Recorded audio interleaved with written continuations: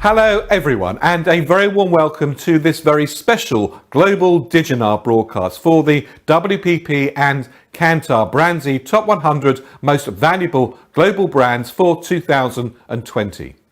And thoughts on new days and new ways for society, consumers and brands. My name's David Roth from WPP, and I'm delighted that you've joined us today. Right now, the whole world is at a pivotal moment of renewal and rebirth, economically, socially and emotionally. So we're going to spend some time looking at the ways governments, businesses, brands, retailers and consumers are breaking out of the COVID-19 hiatus. This broadcast comes in three sections. First, the live stream that we're currently in right now. The second part is the global DIGINAR app that you can download onto your mobile or onto your tablet. Use the app to travel through all the additional content we have for you. Full-length interviews with our key contributors, just completed documentary films, articles and data visualization that puts the top 100 into context. The third part is our live sessions that take place immediately after this DIGINAR, where the conversation continues. We have 7 breakout rooms hosted by experts covering topics ranging from BrandZ 2020 Deep Dive, brand growth in the post-COVID world, to the geopolitics of global brands today. So just go to the URL that you'll find underneath this stream to see which session you want to go to and what you need to click in order to get there straight after this broadcast.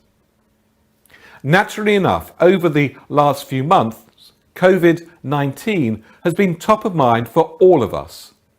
But let's not forget that since we published last year's BrandZ Global Rankings in June 2019, wow, doesn't that seem like a lifetime ago? This last year has had many other key moments, uplifting, transformative, even fun. So let's take a look.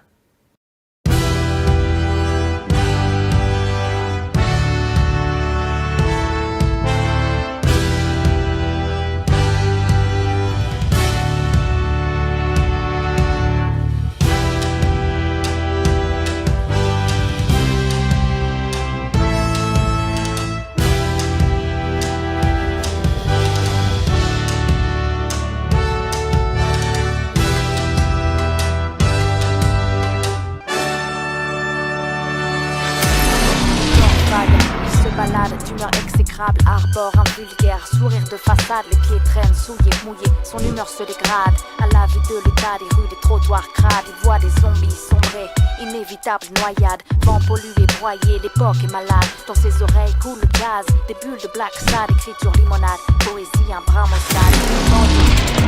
It's been a minute, take time to turn up, get away, forget how we end up at mine. But still, I ain't complaining, free big back, I ain't talking about spine. Started sipping on yak, both types, next she came, give me that wine. We've got mixed with the haze, so you know that man was out of my mind. Next thing we up and left, that's right, cause it was about that time.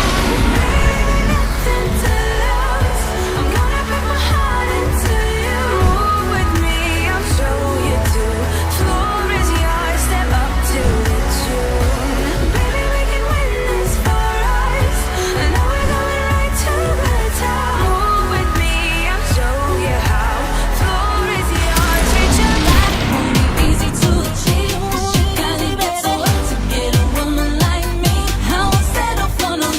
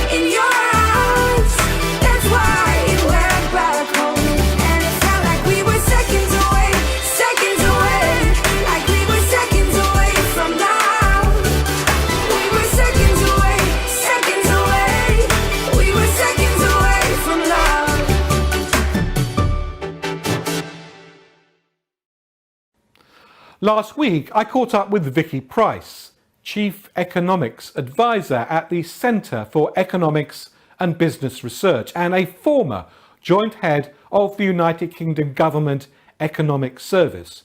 She was also Director General for Economics at the UK Government Ministry, the Department of Business, Innovation and Skills.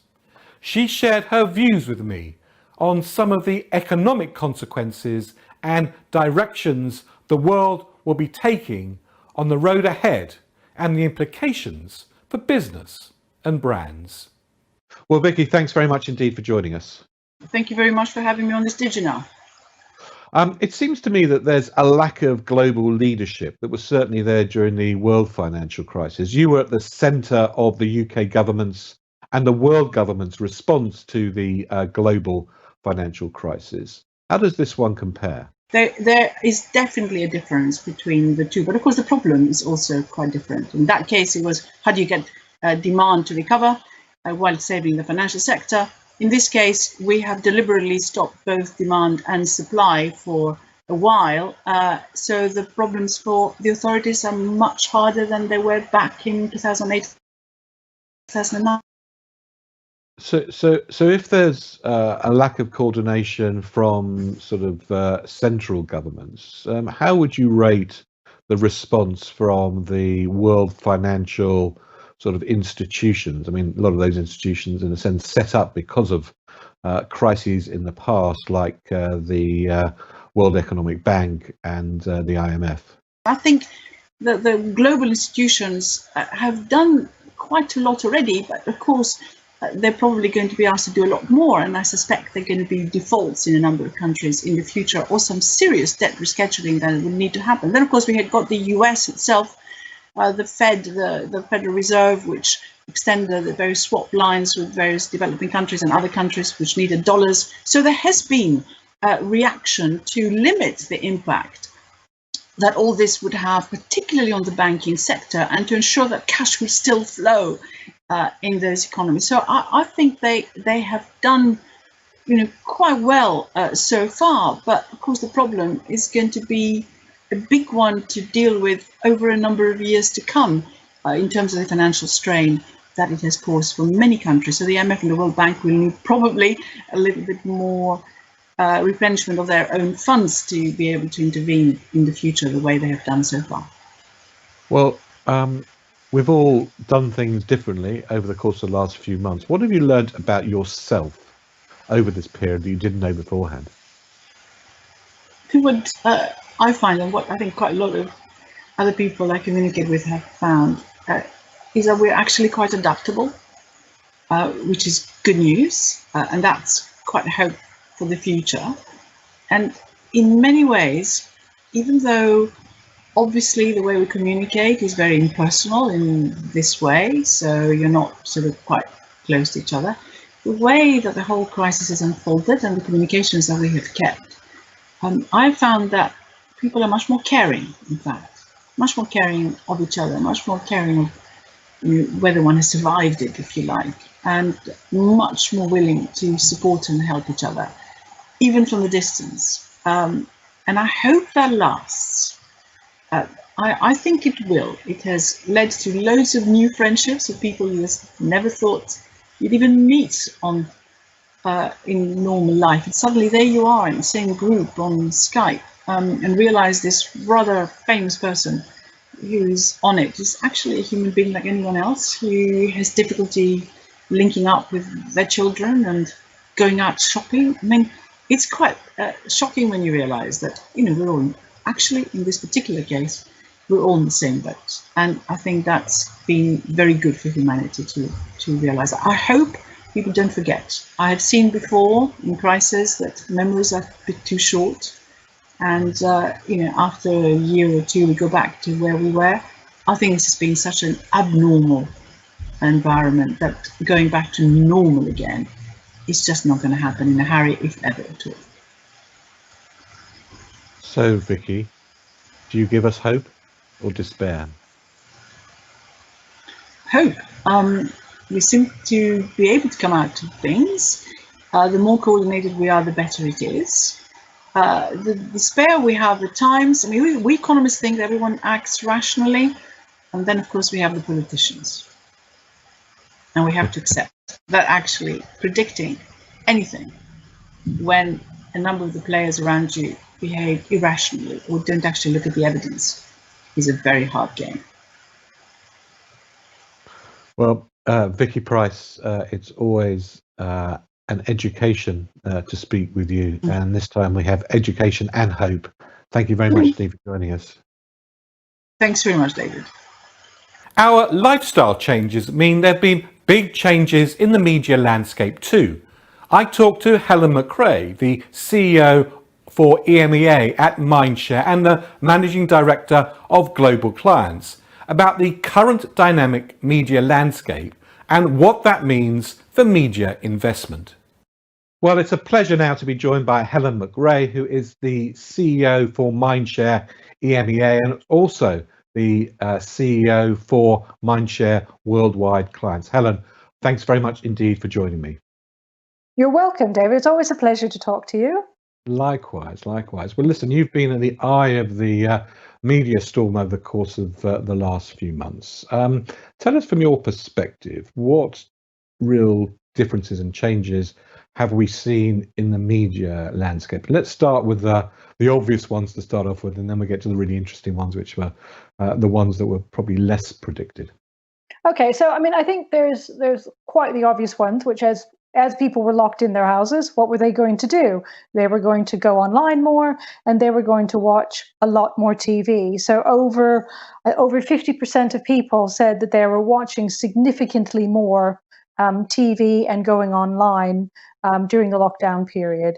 And we saw that across all different age groups. So we saw a significant amount of viewing time, and in particularly what we saw was actually people, even younger viewers, were watching linear TV or appointment to view. And we know that historically, that the younger you are, that you didn't actually watch. You didn't turn on your TV at 8 p.m. to watch a television I didn't show. Even think if you were that age, you knew what a linear TV was. No, but we actually saw that I think it was 30% of Gen Zers said that they were watching more TV, more linear TV than they had before. So it really became, the way we talk about it was that daytime was the new prime time. So everyone was watching TV, and there was more TV viewing being watched throughout the whole day, which is quite obvious. You'd expect that. Similarly, you saw people using social media much more to communicate to their friends, to talk about what was going on, to read the news.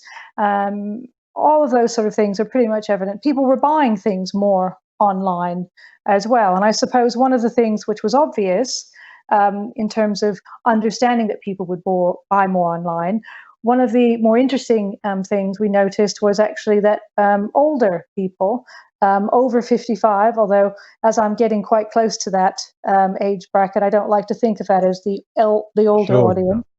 But we found that even in markets like Spain and Italy, which didn't really have an e-commerce market, we found that actually, because everyone was in forced lockdown, that it changed people's behavior. So we found a lot more people buying things online, and e-commerce went through the roof for all age brackets, including a group of people who never previously did buy anything online, ever. And those people who didn't buy anything online, do you think that they will return to being non-users of e-commerce, or once they've reached over that threshold, there's no return? Well, we're now starting to see, we're just coming out of lockdowns in many of these markets now. And while we see the predicted, obviously TV is going down, and some of the other online activities going down, two things are not going down. One of them is shopping online. I think that once people have gotten over the hurdle of actually understanding how to do it, the ease of use, the convenience has meant that we think people will continue. That will be an ongoing proposition for all age brackets, maybe not to the same degree, but certainly significantly more than it was in the past. And I suppose the other bit, which was surprising to us to see, that social media actually surged as lockdown came out. And we saw in China in particular that social media usage went up immediately after the lockdown finished. And I think we've heard all the phrases around revenge spending in the market, but actually this was more about revenge posting. So showing all my friends, look at me, I'm out at a restaurant, or look at me, I'm taking a walk. And people were celebrating life returning to normal and being out. So that surge that we see is still, we can see that already in some of the markets like Italy, where people are posting of themselves in cafes. What remains to be seen is how long that will continue, and will that just be a brief euphoria from a social media standpoint, or whether it will be sustained. But we do think that the e-commerce trend will be a sustained trend. Thank you very much indeed for joining us. Well, thank you, David, for giving me the opportunity. I love our conversations. It's an absolute pleasure to welcome my very special guest here in our interview room, Mr. Michael Evans.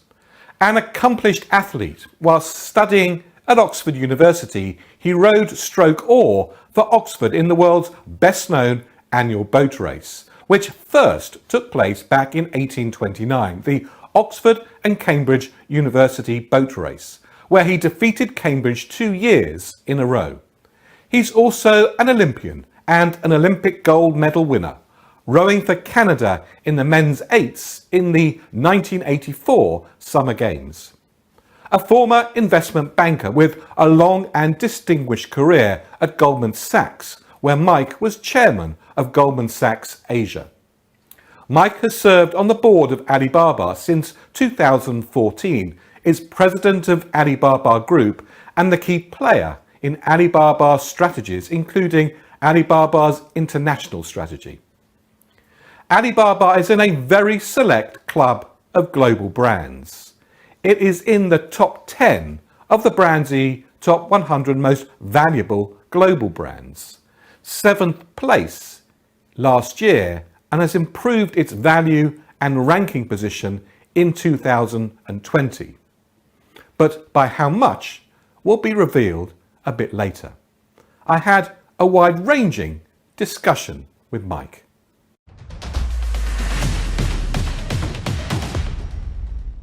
Thank you very much indeed for joining us. It's a pleasure to have you with us. David, thank you. It's a pleasure to be here. Mike, what has Alibaba learned over the course of the last hectic few months that's really going to help accelerate the pace of digital retail innovation and transformation that we've already seen start to happen? Well, it's been a fascinating several months, not just for us, but I'm sure for everyone. But we're doing things today that we had not anticipated before COVID-19. And all the things we're doing are designed to help our brands and our consumers. So starting with the brands, it's clear that this concept that we call new retail, which is the digitization of the full retail value chain. People understand the online piece pretty well, but it's the digitization of the offline store that allows a store to actually be open even when it's closed, because it acts as a fulfillment center. And that has completely changed the way that brands are thinking about the digitization of their offline resources and infrastructure. Many of our brands in China had already started that process, particularly in the food category. So Hema and Fresh Hippo and Auchan and RT Mart and those assets. But now across the categories, people are realizing that new retail and the digitization, the full digitization of the retail value chain is going to be very, very important. Now, Alibaba's mission, Mike, has always been, I suppose, in one form or another, to make it easy to do business anywhere. Looking into your crystal ball, how do you see that manifest itself further in the coming years? Well, we have a giant ecosystem of businesses. And so when people look at Alibaba, particularly the people that are consumers, they view it very much as a lifestyle app. And so it isn't just about coming and buying things, the traditional e-commerce business. We also have a digital media and entertainment business. We have local services, everything from grocery shopping and movie theaters and you know, those types of opportunities. So we want the consumer to we want to make it easy for the consumer to find everything that they would consider to be important in their lifestyle, in addition to shopping, okay? So that they can come to one place and live there. And we see it in the statistics, which is our average consumer is spending about 25 minutes a day on our platform, opening the app about 8 times. And they're looking at different things, sometimes shopping, sometimes entertainment, sometimes live streaming, sometimes something very specific that they want to do for a local services opportunity, or just browsing and enjoying themselves. You have sort of a unique perspective as a former investment banker, as a somebody who understands both the finance of the world and as a businessman as well. What do you think the role of both companies and governments needs to be over the course of the next, I don't know, 2 years to help stimulate demand and help everybody grow the economy? From a brand standpoint, I think that technologies that exist in certain parts of the world don't in other parts of the world. And therefore, how do you, from an IT and from a technology and product standpoint, how do you actually develop that integrate that into your ecosystem so that you don't have multiple platforms, technology and IT platforms running in different markets around the world? But they've got to work to try and harmonize those and put them together. Otherwise, it will be very, very difficult to run your business globally and take advantage of big markets like China. And I think from a government perspective, they are on the cutting edge of a variety of issues, whether it's data or technology regulation. There is a whole series of policies and regulations that need to be clarified, because you see different rules in different countries or even different parts of the world, okay, which make it very complex for corporates to operate global businesses. And Mike, we've all learned a lot about our individual businesses over the course of the last hectic few months. But what have you learned about yourself that you didn't know beforehand? I've learned that it's possible to, it's an interesting question. I've learned that it's possible to do a heck of a lot of work without ever getting on a plane. And prior to COVID-19, I was getting on the plane all the time. And while I miss all my colleagues in China and all over the world where we're developing businesses, what I've realized is that technologies like this and others that allow us to come together digitally and virtually are actually very empowering, quite effective. And we don't see the loss of productivity. We see enhanced productivity, and actually a lot of people happier to have more of a balance between what they're doing at home and the hopeful prospect of one day they may get back in their office. So it's that's been a real learning experience and a balancing act, I might add. Sure. Well, I have a horrible confession to make. I'm a bit like you. I was a constant traveller. I'm not even certain I know where my passport is at the moment, which is a very new feeling for me. One very last question, Mike, because actually there are not many people in the world you can actually ask this question to, or you could ask it, but you won't get the right an answer from somebody who's experienced it. We, over the course of the last 3-4 months, have gone from a physical world to an extent to a big sort of virtual world. We've experienced virtual concerts and virtual drink sessions with our friends and virtual theatre. The physical, though, is still very important. The biggest physical event in the world that's clearly being postponed is the Olympics. You are, one of the few people that has an Olympic gold medal. When you were in that physical environment, when somebody was putting that gold medal around your neck, and you were looking at the crowds, what was going through your mind, and how did you physically feel in that physical environment? I'll tell you exactly that's the first time anybody's asked me that question, but I'll tell you what was going through my mind. I had a great rowing coach by the name of Neil Campbell, and he was a legend in Canadian rowing. And Neil always used to say, think big, dream big, work hard. And when we were standing on that podium, we were looking at that Canadian flag as it was It had been folded for so long because Canada hadn't won a gold medal. You could see all the creases in it. But as the wind basically started to make it flutter, I remembered exactly what he said, because he was right. Think big, dream big, work hard. It pays off, and it did. Well, I think that's a fantastic way of leaving this, Mike, especially as we all have to face those big challenges ahead, and that's I think that's a great mentality to have. Mike Evans, President of Alibaba, it's been a pleasure. Thank you very much indeed for talking to us. Thank you. And now it's time for the official launch of this year's WPP and Kantar's BrandZ Top 100 Most Valuable Global Brands for 2020. You get to see the rankings first. Given the impact to and the volatility of the capital markets, it's been essential to ensure that the valuation data used for the financial calculations of our global brand value is as recent as possible. So many thanks to much midnight oil being burned, and with immense gratitude to the valuation team at Kantar. We have completed, hot off the press, the valuation calculations from the financial data evaluated from the last few weeks. So, let's not keep you in suspense any longer. Now we reveal the WPP and Kantar BrandZ Top 100 Most Valuable Global Brands for 2020. Let the countdown begin.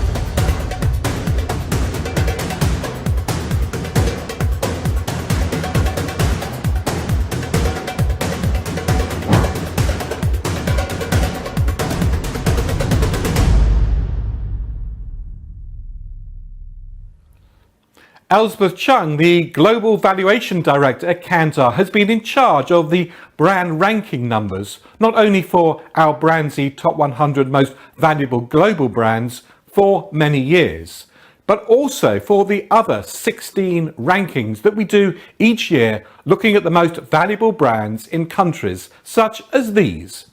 So who better to speak with than Elspeth to get her perspective on the 2020 results, understand her views on the pandemic's impact on the rankings and the resilience of those companies with strong brands. Well, I'm very glad to be joined now by Elspeth Chung, who is the Valuations Director for Kantar. Elspeth, a pleasure to have you with us again. Hello, David. Now, obviously, the markets are very volatile at the moment with the current situation. So how recent are these valuation numbers that we're releasing today? Yeah, we consider the financial performance of our brands up to the end of April. So we know that the market is still very volatile, the stock markets around the world, but we started to see a pattern. And the pattern is which companies, brands are doing well and which ones are suffering. So I would say the ones that we are capturing now, especially the top risers, are the ones which are doing very well during this pandemic.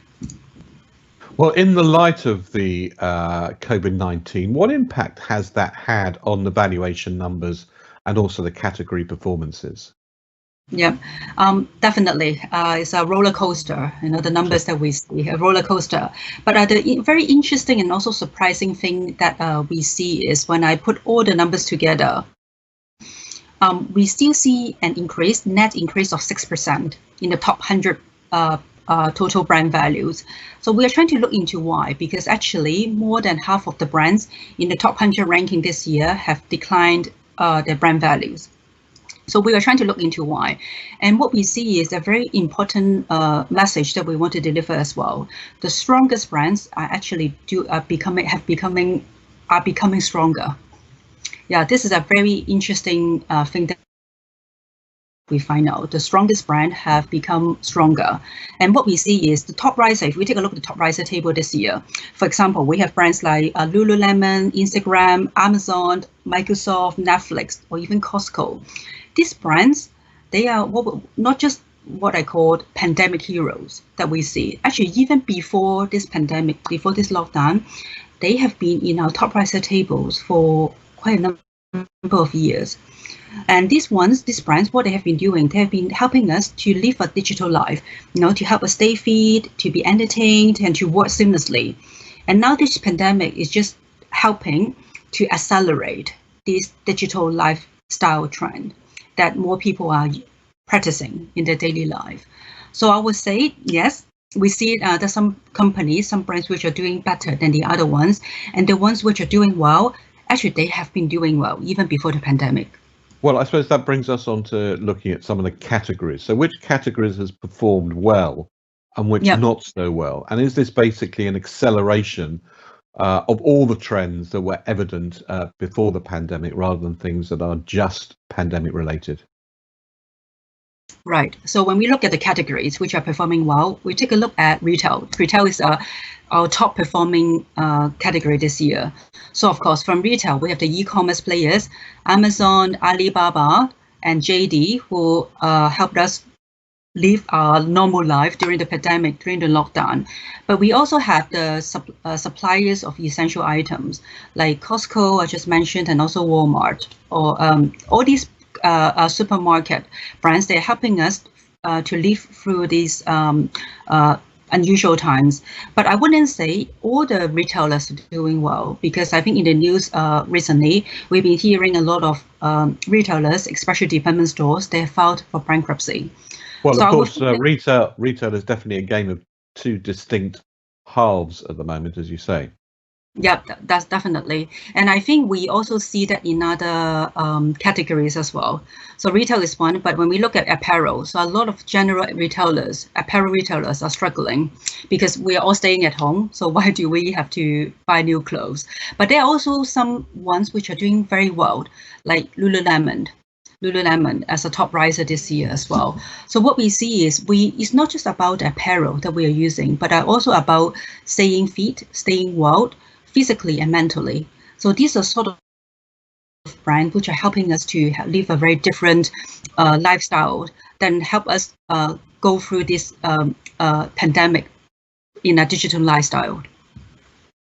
Well, Ellsworth Chung, the Global Valuations Director for Kantar and the person responsible for all the numbers in our BrandZ Top 100 Most Valuable Global Brands for 2020. Thank you very much indeed for joining us.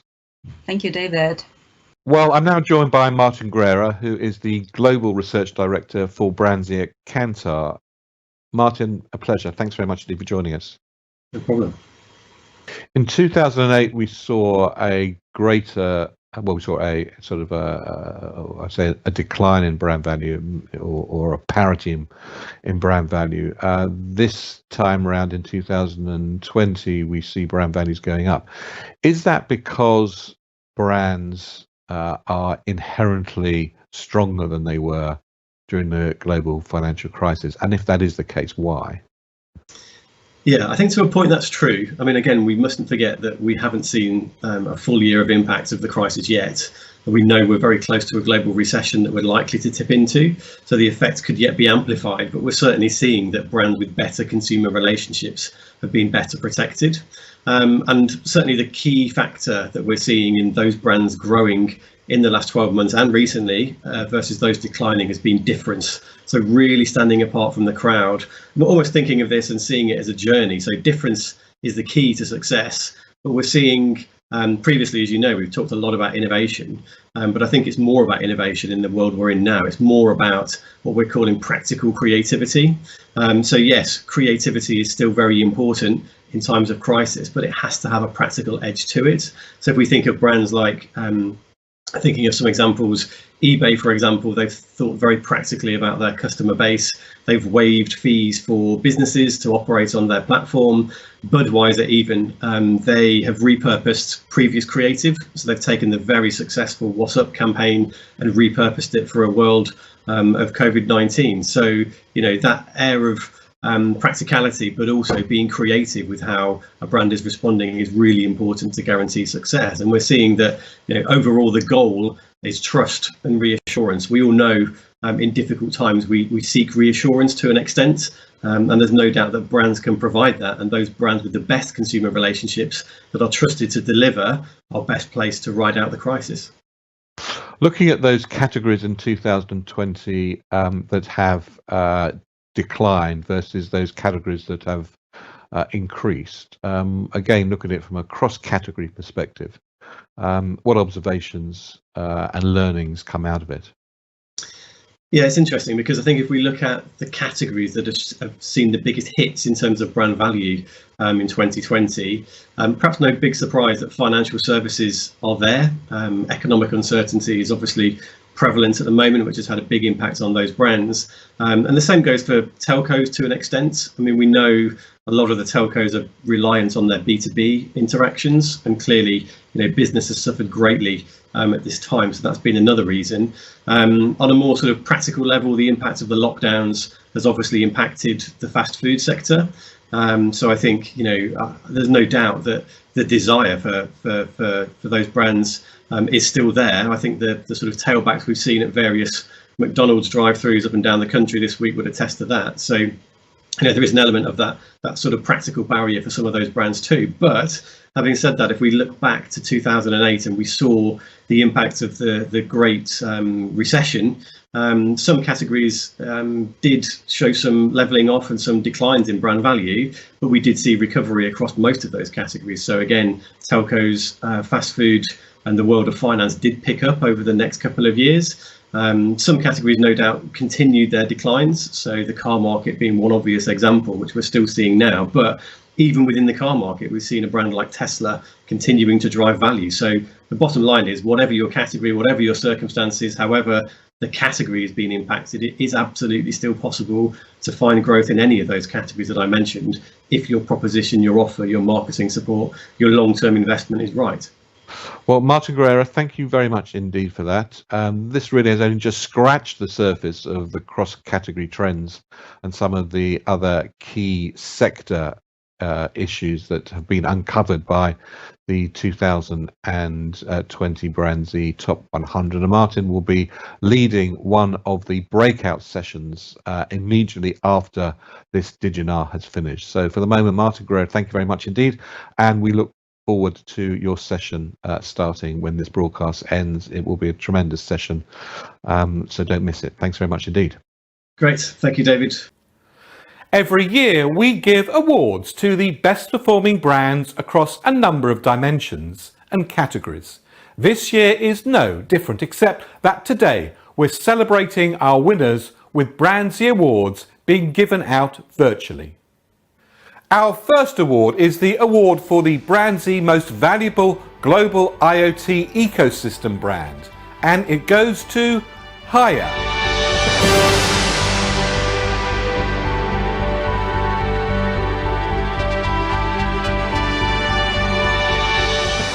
因为众所周知的原因，很遗憾呢，不能到现场参加这个颁奖BrandZ的颁奖活动。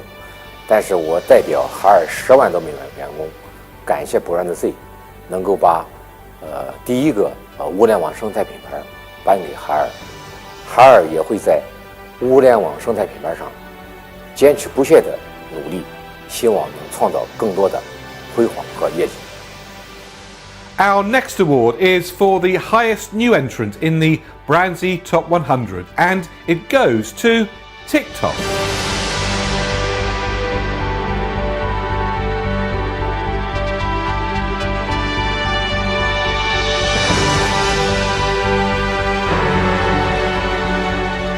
Let's take a look at what TikTok is all about and hear from some leading lights, true experts in their field.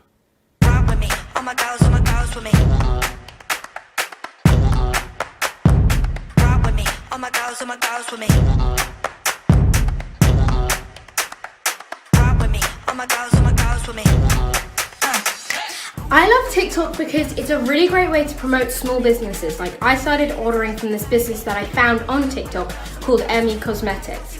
A great way for me to share like funny videos or little clips with my friends, and you can send them directly through other social media platforms like Snapchat and Instagram. It's a really great way to promote movements like Black Lives Matter. Also, I've learned a lot of things. Like, I learned how to make Oreo fudge, do loads of dances. It's worldwide, so anyone could possibly see a video that you uploaded. You can share anything from like dance videos to people share like recipes and hairstyles and makeup and skincare and then lots of different things. Time now for the world's most valuable business-to-business brand and number 3 in the top 100 most valuable global brands. It's Microsoft.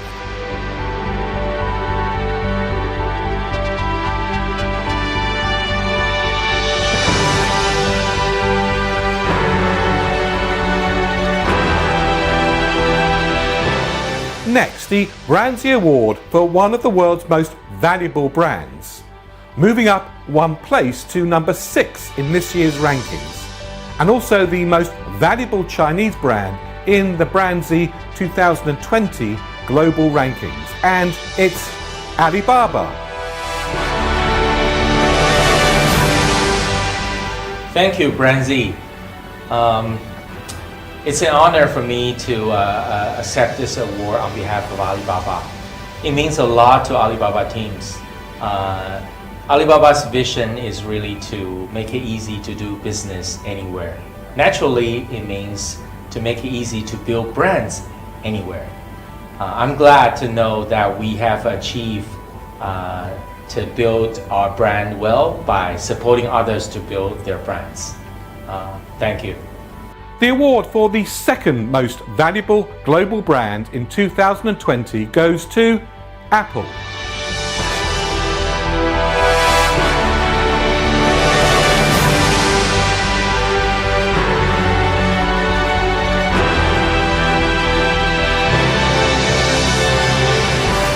And lastly, the award to the BrandZ Most Valuable Global Brand for 2020. This coveted trophy is specially designed by an award winner himself, industrial designer Matt White. The award is given to the most valuable brand to keep for the year and has each year's award winner on it from the beginning of the rankings. At its core is a hand-etched essay on what is a brand, written by Jeremy Bullmore. Jeremy is known as Adland's greatest philosopher, and during his long reign at JWT was quite possibly the most admired man in advertising.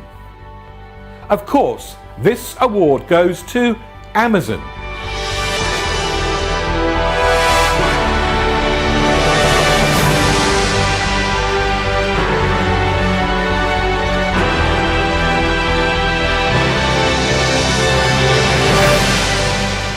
Huge congratulations to all brands who've made it onto the 2020 BrandZ Most Valuable list. What an achievement by all of them. Statistically more difficult to achieve than winning an Oscar.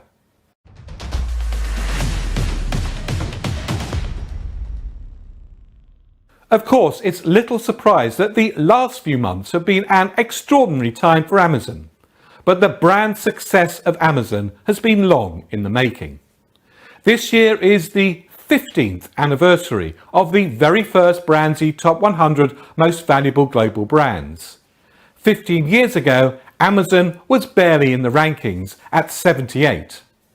I talked to Eric Heller, Chief Knowledge Officer of Wunderman Thompson Commerce and WPP Amazon Center of Excellence, and asked him what we could learn about Amazon's approach to customer and the brand that has sustained them over their journey to become the BrandZ Most Valuable Global Brand. Eric Heller, thank you very much indeed for joining us. Thanks, David. It's a pleasure to be here. Now, what can we learn, everybody who's watching every single brand around the world, what can we all learn from the years that Amazon have taken to build what they've built to become the world's most valuable brand? You know, we get asked this a lot, particularly because the leadership principles are well documented. You can Google Amazon leadership principles. And I've had many large brands say, if it's working for them, should we implement this? And one of the most interesting things are that they're a little bit like a hothouse flower. They don't really transport well to every company. You know, there's a lot of customer focus that I think most companies can adopt that would help them grow. But a lot of Amazon's leadership principles and the way that they work with employees, the way they work with, it doesn't transport well. Companies have their own culture, and this is Amazon specific culture. I think what the most important thing we can take away is to start with the customer and work backwards. I think that's something that's easily transportable. Really understanding your customer, allows you to understand how your products are used, and focusing on that. Happy customers mean growth. Growth means happy shareholders. I think that piece is something we can all take away. And what about decision making? Because is there also a piece about ensuring that the decisions that you make are in the long-term benefits of the customer as opposed to the short-term benefits of the organization? It is a good point to bring up. One of the things that I think Amazon gets criticized for a lot is, well, sure, their shareholders have given them leeway we don't have. Absolutely. But there's another thing about this, though, that's really interesting, which is just think about for a minute the consistency that gave them that leeway. That letter to shareholders that I mentioned from 1997, it's still true today. And I think that in some ways they've earned their ability, the goodwill from shareholders by consistently having a plan that they're following quarter after quarter after quarter. What do you think is next for Amazon? And I think you have a new super duper predictive analytic tool? I do. I do have a tool that almost no one has. It's seldom known and seldom seen, but I have a magic 8-ball. And you could tell this is a relic just looking at the, sorry, I'm just making sure it's in the camera. That you can tell it's a relic just looking at the logo that's on there. That's definitely an old logo there. And Amazon.com when you're done. I'm not sure anyone remembers that one. I certainly don't. Eric, a pleasure. Thank you very much indeed. Thank you very much, David. This year, our report on the BrandZ Top 100 Most Valuable Global Brands for 2020 is our most comprehensive and insightful yet.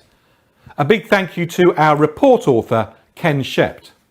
We've packed over 300 insight and actionable filled pages into it.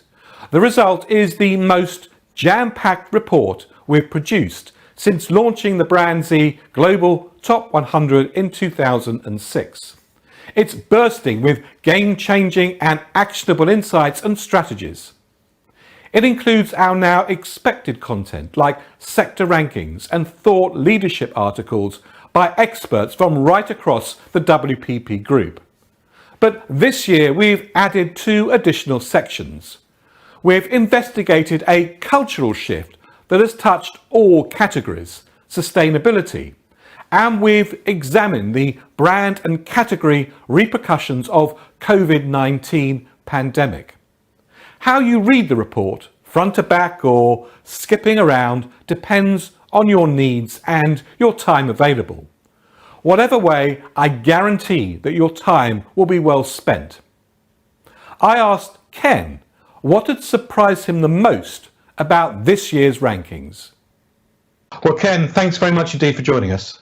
Very good. Ken, what surprised you most about the 2020 rankings?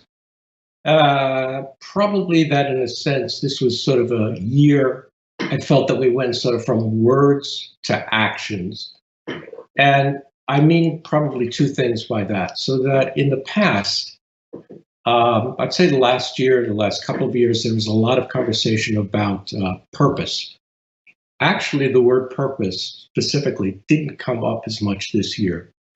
But and in the past years, it was all about, well, especially during that period with Colin Kaepernick, what are brands going to do? What's the appropriate way to react? Now it seemed as if the conversation had moved on. Brands didn't need to react. There was still some conversation about how, but beyond that, it became more concretized. And the word that did come up again and again was sustainability.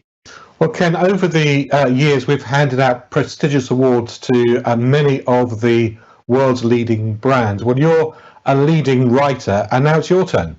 So you might have lost count as to how many of the BrandZ Top 100 Most Valuable Global Reports you've written, but it's actually 11. And every year they've grown in breadth and in depth and in stature, and they're respected by everybody who reads them. So it's with heartfelt thanks to you and to your work way above the call of duty on many occasions that I present to you the Outstanding Achievement Award for 2020 to Ken Shept, our author. Thank you very much indeed, Ken. Oh, that's great, David. Thank you very much. It's surprising and very appreciated. That's beautiful. I love that's great. With the glasses on the head, that's perfect. That's perfect. Well, that's how we see you. Certainly on Zoom on many occasions, sort of many times during the day. So thank you very much indeed. It's always been a privilege and an honour to work with you. And on behalf of the entire BrandZ team, thank you very much indeed. Thank you, David. Thank you, all my colleagues. I also appreciate it and I've enjoyed it. Well, I'm delighted now to be joined by Doreen Wang, who is the Chief Executive Officer of Kantar for China and is also the head of BrandZ for Kantar, live from Beijing. Doreen, it's always a pleasure. You've got 5 really critical, important lessons that every single person should know about from the BrandZ Top 100 Most Valuable Global Brands. Let's have lesson number 1. Lesson number 1, David. Crisis time is the time to test and drive your resilience. And based on the 2008 financial crisis BrandZ data, the strong brands are able to recover 9 times faster than the average brands. And because brand building is not cost, it is the most important investment, especially for now, for the challenging time. And those companies continue to invest in brand, and they are able to recover faster. And brand investment has a high correlation with market share gain. Great. Lesson number 2, Doreen. Lesson number 2 is under quarantine, and strong brands have done a better job to drive demand and through building meaningful difference, and they are able to create a distinct territory and owning an occasion or offering a wider ecosystem of the benefits. That is the strongest route for the growth now and in the future. All the brands are upgrading from product service brand to occasion brand and to ecosystem brand. Lesson number 3. And the third lesson is strong brands will drive perceived value and through holistic innovation.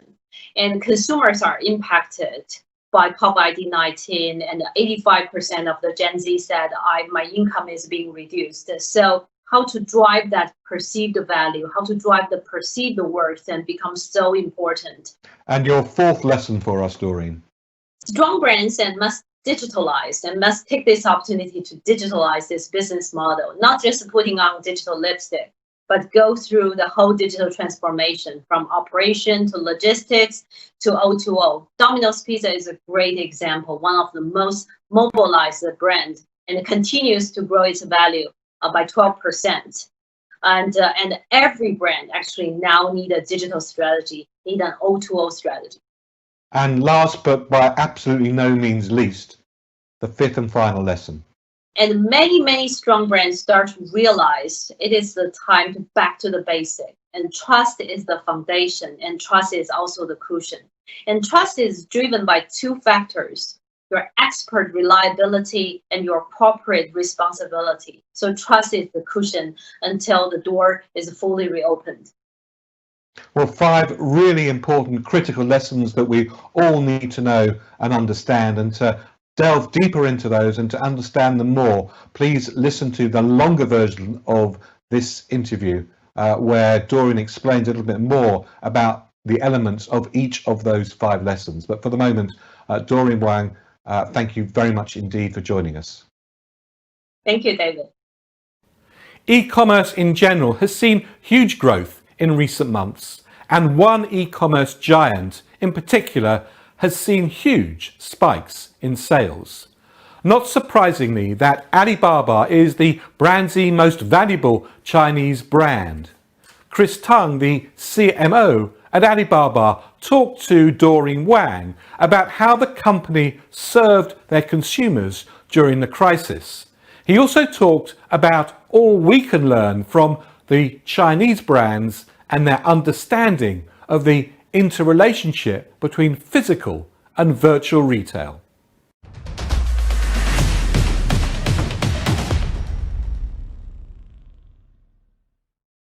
At the launch of the 2020 BrandZ Global Top 100 Most Valuable Brands, we are very, very honored to spend some quality time with the builders behind these valuable brands. And today I'm in Hangzhou, China, Alibaba campus with our honored guest, Chris Tung, Chief Marketing Officer of Alibaba Group. Chris, first, thank you very much for accepting our interview. Thank you for having me. Chris, I love what Alibaba has been saying. It's not a company pursuing for size or power, but it's simply a good company aiming to live for 102 years.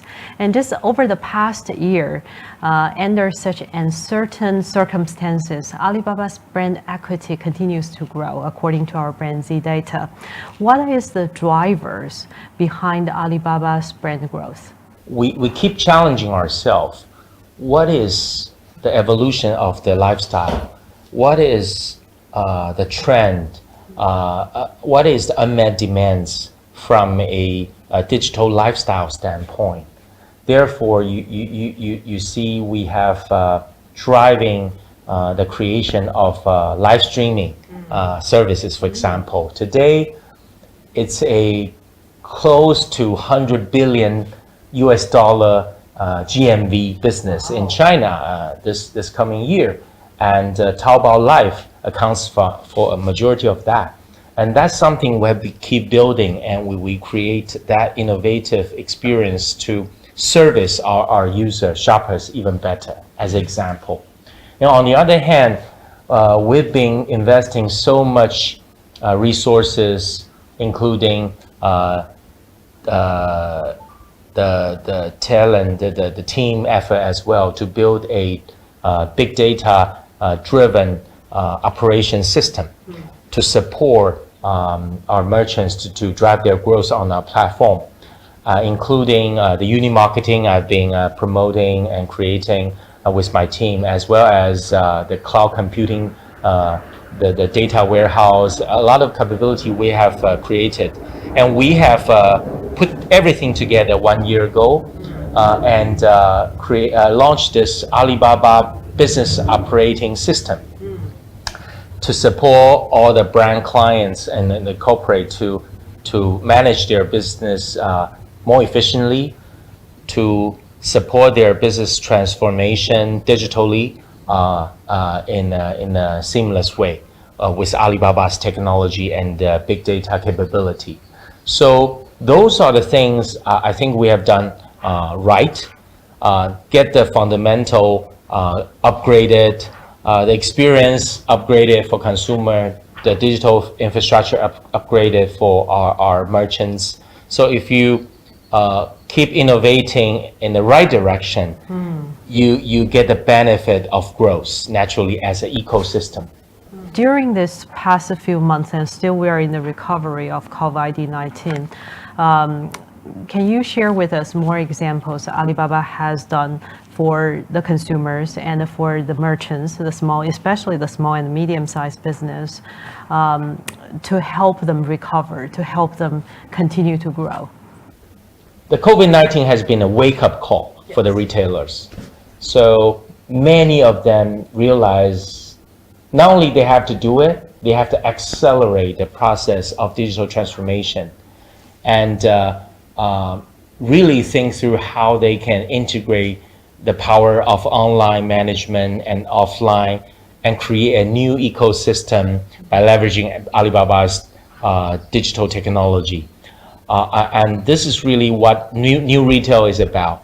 It's about a seamless experience for shoppers in the brick and mortar store, as well as when they want to order at home. They get a same level of quality services by the retailers, as if online retail and the offline retail is designed to be one system. So there's a lot of infrastructure we have built to support, to realize this digitization strategy there. I think this is definitely a big change we're seeing right now. Almost every retailer we talk to want to talk about how do they accelerate the process and also elevate the experience for their shoppers by integrating online and offline. Do you want to share some of the experiences Alibaba has done? The idea is really whenever, wherever consumer want a service or product, they can find the most convenient way to get it from the brand. So it's actually, we call it another wave of consumption upgrade, driven by the brand and Alibaba together.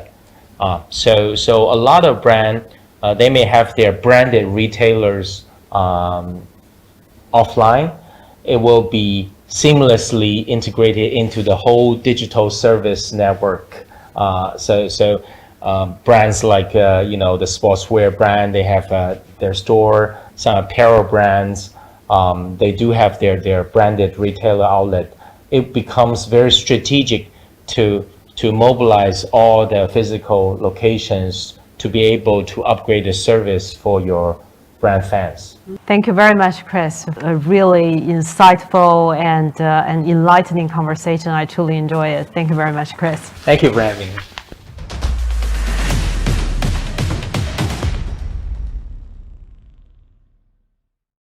I said right at the beginning of this DIGINAR that the world is entering a period of rebirth and regeneration. New days and new ways for society, consumers and brands. I talk to key figures from many walks of life, scientists, economists, political commentators and brand owners, as they all gave me their views on world renewal. I caught up first with Dr. Applebaum, Israel's chief scientist, to get his views. Well, an absolute pleasure and delight to welcome Dr. Applebaum, who's the chief scientist of the State of Israel. Dr. Applebaum, thank you very much indeed for joining us. Thank you for having me. Given your position and what you see, are you optimistic or pessimistic about the role of innovation in a post-COVID world?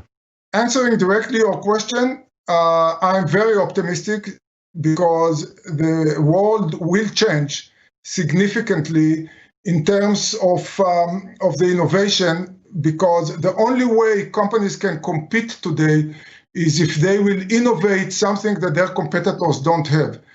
And in some cases, it will be a country by country, because I believe that every country will go more to become self-sustained than what they were before.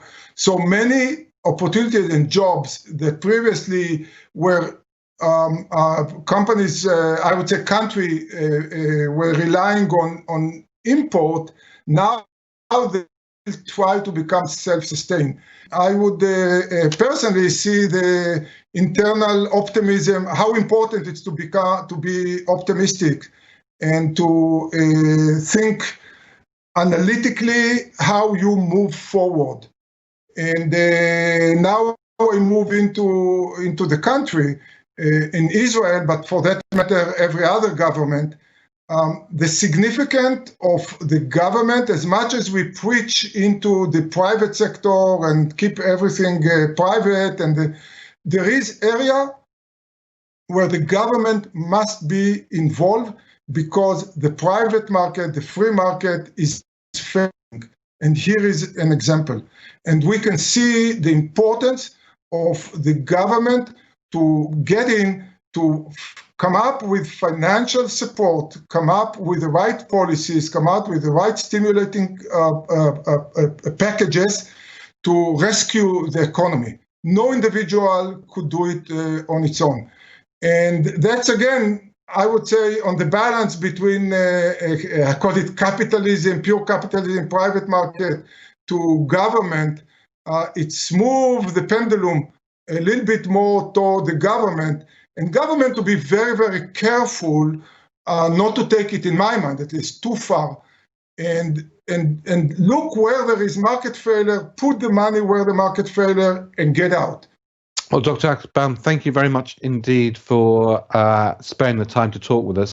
Thank you very much, David. Jay Walker-Smith is Kantar's Chief Knowledge Officer. We discussed whether this next period would be very different for consumers and brands, or will it snap back quickly and be business as normal? Well, it's a pleasure to be joined now by Jay Walker-Smith, who is the Chief Knowledge Officer for Kantar. Always a pleasure to talk to you, Jay. Out of COVID, is it going to be a brave new world for brands, or is it going to be snap back and business as usual in a relatively short space of time? So when I think about where normal is headed after COVID, I think of kind of three principles that run the gamut from no change at all to everything changes. So the first of these I refer to as the new Coke principle, which is, you know, when you take something away, people remember it fondly and they want it back. And as soon as they get the first opportunity, they go right back to it. In the middle is something I refer to as the asymmetry principle, which is based upon the typical experience of private label brands. During downturns, they gain a lot of share. When it's over, they give most of it back, not all of it. They keep a little bit of it. So it's asymmetric. And then at the other end is the acceleration principle, where what comes along wipes the slate clean, and emerging trends that were present anyway are suddenly able to achieve mainstream success. So the question is, which of these principles that run this gamut of change are going to be the operative principle as we think about the future ahead. And I think that varies a lot by category. So when you think about face-to-face events, I think that's the new Coke principle. People want to get back to in-person interaction. So a lot of face-to-face activities are going to come back to where they were before, and we'll see some return of that. But in the middle, I think we're going to see virtual experiences in particular gain a toehold in the marketplace, acquire more share. We've been forced to turn to virtual things, to turn to online things. Not all of that experience is good, but there are parts of it that are very good, particularly when it comes to retail, and that will stay. And then at the acceleration end, I think we are seeing kind of global taken off the table and local more important than ever. And I think we will see a huge Walker, acceleration of localism. And is that a good or a bad thing? Well, it's a thing. Localization, globalization. I think the local global thing is mixed. So when it comes to physical trade, physical retail, and people flows, I think we're going to see less of that. When it comes to supply chains, I think we're going to see some mix of things. I don't know that we'll go away from global supply chains, but we will now factor in more resiliency and just bear the cost of that. For the moment, Walker, thank you very much indeed for joining us. Thank you. Really appreciate it. Joel Benenson, founder and CEO of the Benenson Strategy Group, is one of the leading political and corporate strategists in the world. Joel led the award-winning research and polling programs for President Obama's remarkable 2008 campaign and did it all again for his 2012 re-election. Joel has the accolade as the only Democratic pollster in history to have played a leading role in 3 winning presidential campaigns. Not a bad track record. A trusted advisor to presidents, global CEOs, political leaders across the globe. Well, Joel, thank you very much indeed for joining us. Thanks for having me. Now, you're sort of a master of the art of both the science strategy and political strategy in business as well. What advice would you say brands need to take before they consider venturing into that whole political arena that you know too well? Well, I think brands, and this is not a blanket statement, I think some brands do a better job of really engaging the voices of consumers to understand what they're bringing to the table. I'll give you a political mantra that I've used for presidential campaigns because it's relevant here, right? And I've worked on 5 different presidential campaigns in my career and been successful most of the time. But I always say to the candidates, presidential campaigns are about big things, not small things. They're about the future, not the past, and they're about their lives, not your life. And that doesn't mean your bio or your brand image doesn't matter. But if you are not going deeper into how those moments where you're thinking of engaging are really being lived out by your audiences that you're trying to reach, and you have multiple audiences in the world of corporate branding, you've got influencers, you've got consumers, you may have what we call sometimes switchers, people who are not brand loyalists but use your brand sometime. You have to really go deeper and give them a platform that really invites them to speak in their own voices about the issues you're thinking of engaging on. What are they bringing to the table? It is about their lives, not your position only as a company. And I think that's a very bottom-up theory. And I think that most companies rely on traditional questions and traditional tracking. I have a line when I'm coaching and teaching people at my firm and I'm reviewing a survey with them and they show me a question and I say, why are you asking the question that way? And they'll often say, well, that's the way we've always asked it. And my answer is always the same. That's never a good enough answer. It may be the right answer, but if you're asking a question the same way you've always been asking, and you're in the middle of a global pandemic or race riots on the streets of America, you better think twice about whether that question you've always been asking that way is the right way to ask a question of consumers if you really want to hear and engage them with their own voices and their own emotions and their own values. Because that's when your communications get stronger. When you're connecting with what they bring to the table, and it's got to be authentic, obviously, and genuine for what you're bringing to the table. That's when it's a match that works very well on communications. Now, we're seeing right across the world that consumers are trusting less and less sort of governments and institutions that before had ultimate trust. Is this an opportunity for brands to get into that trusted space, or is that something that really should be looked at in terms of how do you rebuild trust in governments? Well, this is a favorite topic of mine when it comes to brands also. You know, I've seen so many companies that love asking, you know, do you trust this brand on a 10-point scale, 9-point scale, whatever scale it is, right? And they then queue up their top 3 boxes and feel very good about their numbers. I've done research on this because it's a topic near and dear to my heart. First of all, brands should stop thinking that trust is an attribute. It's not an attribute. Trust is about a relationship, and it's one of the most deeply emotional relationships people have with each other. And what I have found in my research, and I've tested trust across an array of categories on a 7-point scale, that if a brand is trusted at a 6 on a 7-point scale, they lose about 25% on what I call the real dividends of trust are. Joel, it's been a pleasure. Thank you very much indeed for being with us. Thank you so much, David. It was a pleasure. A surefire certainty as we come out of lockdown is that manufacturers, brands and marketing communicators are all going to have to learn new levels of great agility, fluidity in action and thought. I asked Lindsay Patterson, Chief Client Officer at WPP, about how the new nimbleness that we're all going to be striving for will manifest itself. Well, Lindsay, thanks very much indeed for joining us. Pleasure. Now, you speak to a lot of our WPP global clients around the world very regularly, probably more regularly now than you did so before. What do you think is on clients' minds as we start to return to whatever this new normal is going to be?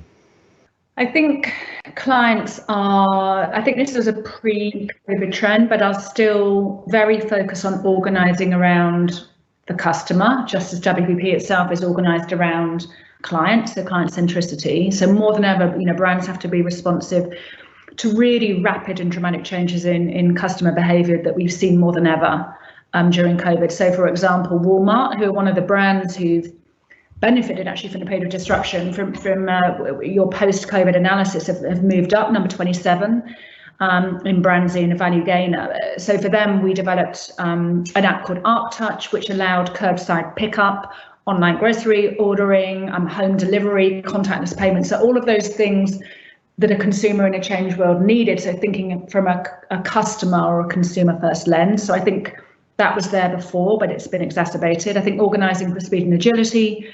So using metrics like, you know, how quickly can you get to market? How quickly can you go from concept to scale? And we're seeing that with the creation of vaccines, the race for a vaccine, and actually really condensing and crunching the period of when you move from trial to human trials to rolling that out. Organising around data expertise that simultaneously, you know, enable action, but being mindful of privacy. So there's a interesting trend at the moment that actually the governments that were trying to force more regulations on data and privacy on businesses like Facebook and Google are now saying to Facebook and Google, help us build an app to track and trace, and actually not meeting the standards of Facebook and Google in order to do that. So I think there's something interesting around how we organise our own data expertise that we can enable action and ensure privacy. And then fundamentally, I hope a long-term trend of this is about having an open ecosystem. We've seen more collaboration in the last few months than we've seen for the last few decades. So how do we do that going forward? Because partnerships are the way forward in a new world across boundaries, across geographic boundaries, within categories where people perhaps have been only competitors are now collaborating on solutions. Well, Lindsay, it's a pleasure to speak to you. Thank you very much indeed for joining us. Thank you, David, and thanks again for the amazing BrandZ research, which I know all of our clients take a huge level of interest in, and the winners and the losers, but the lessons and the broader lessons we can learn from it. So thank you. Lord Danny Finkelstein, member of the British House of Lords and associate editor of The Times, is one of Europe's seminal and influential thinkers. His columns are both challenging, witty, and often controversial. They inform, entertain his huge following of physical and virtual readers. He and I caught up last week to discuss a post-COVID world from a geopolitical perspective. Lord Finkelstein, thank you very much indeed for joining us. It's a pleasure to have you on the programme. Thank you for inviting me. I think when you look back, massive, great big moments in history have been sort of the catalyst for some fundamental changes that when you do look back become very obvious. I don't know, the conference with Churchill and Stalin and Roosevelt framed the United Nations, and the Bretton Woods conference framed the formation of the IMF and the World Bank, and maybe even Spanish flu sort of framed, when you look back at it, the whole notion of public health campaigns. When we look back at this period of time from a sort of a geopolitical perspective, what fundamental changes will we say has been created from the COVID-19 period? Well, it's early to say. First of all, you're quite right.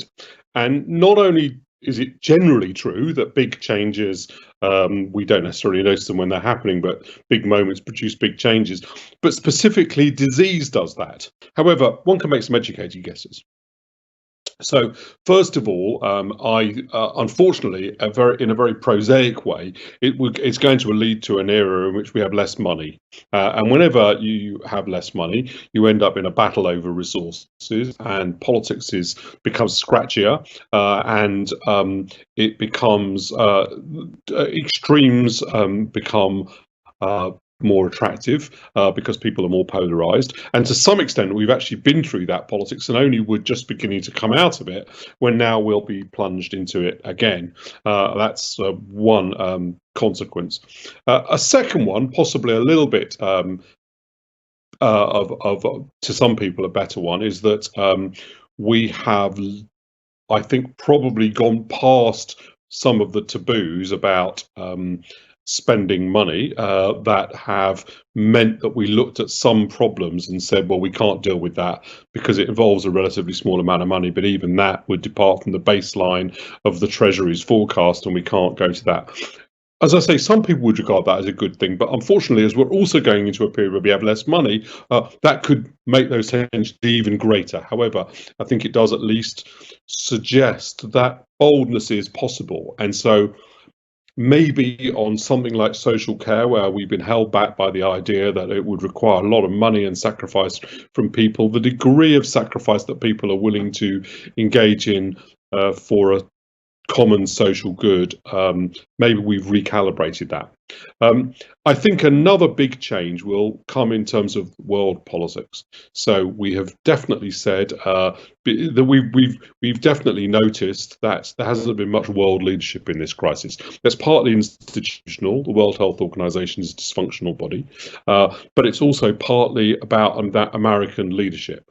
The post-war era has been Pax Americana, but maybe we're now going to be post the post-war era, and so we're entering into a new period in which perhaps American political leadership isn't going to be as noticeable or as useful, and so there are lots of other consequences, but one of those might be a recalibration of the relationship between the West and China, with some people arguing for a more aggressive stance and other people saying, well, we don't want to get ourselves into another Cold War. So those are just some of the changes. But as I said at the beginning, they're hypotheses. You can't be sure.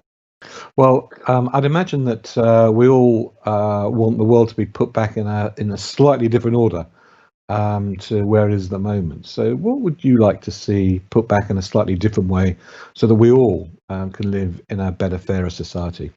I am so I'm a believer that we don't make these like big leaps. We change, and I'm a strong believer that the bedrock of social progress is a robust economy that delivers to everyone. And if you don't succeed in doing that, you will not succeed in progressive social change. So the most important thing, to put in place the ability to make slow progress towards a juster, freer society that benefits everybody, is to get the economy working again. And we shouldn't underestimate the centrality of that as we leave this. There will be all sorts of things. The first thing that we should do is pay nurses more money, right? Or pay care workers more. I think the first thing that we should do is get the economy back on a good footing. However, in big policy terms, we have clearly got to do something about late life care. We're not putting enough money into that. This moment where all of the financial basics of government have been thrown up in the air, right? It probably isn't going to be the perfect moment to deal with social care, because we have so much else to deal with, and financially it'll be hard to deal with at that moment. But this is the moment to strike. Well, Danny Finkelstein, Lord Finkelstein, thank you very, very much indeed for sharing your thoughts with us. It's been a pleasure to spend time with you. Thank you very much indeed. Thank you. The University of Oxford has a formidable reputation, especially in a boat race where Mike Evans is on their side. The University of Oxford Business School, the Said Business School, is world renowned. In a collaboration with the business school, we gave Professor Andrew Stevens, Associated Dean, unrestricted access to the entire BrandZ dataset, all of its billions of data points, so that he and his academic team could independently and forensically examine the data to see what it told them about the ability of brands to deliver superior shareholder returns and the value of purpose to companies, amongst other hypotheses developed by the university. This collaboration is still ongoing, and it's an ongoing project as well, and I'm sure that more insights, conclusions and seminal papers on brands and business will emerge from Professor Stevens' work, and we look forward to sharing those with you.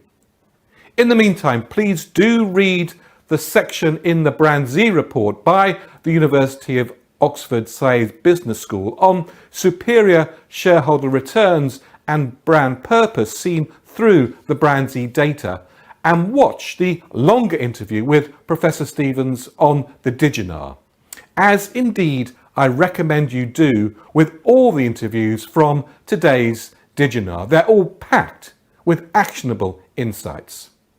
Well, Professor, thank you very much indeed for joining us. Thanks, David. You've had access to the entire BrandZ dataset, billions of individual data points, for you and your academic colleagues to do an independent analysis and assessment of what that data says. You've been looking at two areas, and we'll deal with both of those. The first is, do brand attributes really deliver shareholder value? And the second is brand purpose. So let's deal first of all, I suppose, with the biggest question of all, which is the investment that companies make in brands. Does that deliver superior returns to shareholders in terms of the analysis that you and your academic colleagues have been undertaking? So the short answer is yes. Brands definitely do matter.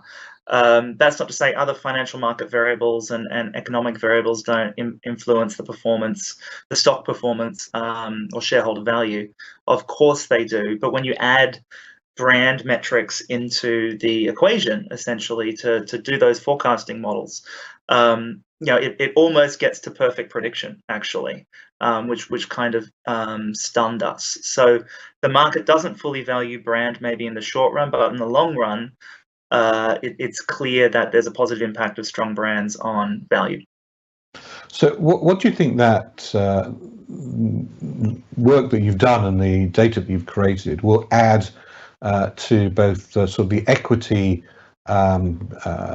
people's understanding of how brands work, but equally the CEO, the chairman, and the marketing director's perspective of how best and the amount of investment to put into brand building? Well, I think you and I both have probably heard the the naysay views over the many years, and in terms of no, brand is, marketing is an expense, it's not an investment, you're not building assets. And of course, we would argue otherwise. We certainly get into these debates even with our MBA students, for example, in the classroom, who are like, well, no, this is just an expense line. And I was like, no, you're building intangible assets here. And well, what's the value of it? And how do I drive that value? So I think this helps speak to that debate. And it's there has been evidence for some time saying that in the marketing academic world, for sure, that brand equity is a real thing, and it does help drive long run value of the firm and growth of the firm. Now we're seeing huge investments by governments in industries and businesses, directly and indirectly, right across the world. Does this spell the end of the free market capitalist experiment? It's a big question. I don't think so, but I think there's been a natural shift, and I think we'll see this maybe not permanently, but for some time back to more local markets. If I think about sort of almost the psychology behind that, again back to a consumer level, we're now paying more attention to our local neighborhoods and the small businesses in those neighborhoods and towns and villages around the country, and around the world. So I think you'll see local economy focus on the demand side more than we've ever seen before. Andrew, Professor of the Side Business School from the University of Oxford, thank you very much indeed for joining us. Thanks, David. Thanks for having me. I was joined by Sir Sherard Cowper-Coles, a former diplomat and the British ambassador to many countries during his long distinguished diplomatic career, including Afghanistan and Israel. Now senior advisor to both the group chairman and the CEO of HSBC, he's also chairman of CBBC, the China-Britain Business Council. We discussed China, its place in the world and engagement with it. Well, Sir Sherard, thank you very much indeed for joining us. It's a privilege to have you with us. Well, it's a pleasure, but it's also important because few things matter more in today's world than the relationship between the West and China. What is the driver that makes us certain that actually engaging with China on all the issues that the world is facing is something that's strategically important for our own interests?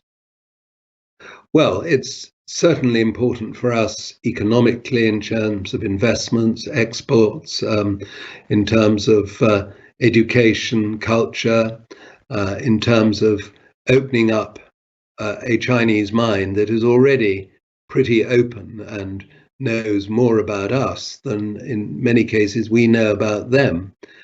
So I think it makes sense in terms of our own British or Western interests. We shouldn't engage with China because we love China, although we may love China. We should engage with China because it's in our interest to do so, and it makes economic sense. It also helps manage the inevitable disagreements over Hong Kong, Xinjiang, the South China Sea, human rights, whatever it may be. It was Zhou Enlai, that wily old diplomat, who told Mao Zedong that the approach to managing China's relationships should be seeking common ground while acknowledging differences and preserving each other's core interests. And in my view, that is exactly the attitude post-COVID, post-Brexit Britain should take towards China. Engage, but in your own interests, and disagree on political issues or whatever it may be where you need to disagree, but have a grown-up, load-bearing relationship. And you think it is possible to disagree with China on certain issues, but yet engage with China on others? Very much so. I mean, I was head of the Hong Kong department of the Foreign Office in the 3.5 years up to the handover, and I disagreed with China on many things. We had some extremely tough negotiations, but we kept the channels of communication open. We kept engagement going. And Margaret Thatcher, I think, understood this better than anyone. I mean, obviously, emotionally, in terms of her political culture, her heart found many things about Chinese communism not exactly to her taste. But her head told her that in the British interest, it was right to talk to Deng Xiaoping. It was right to engage with China.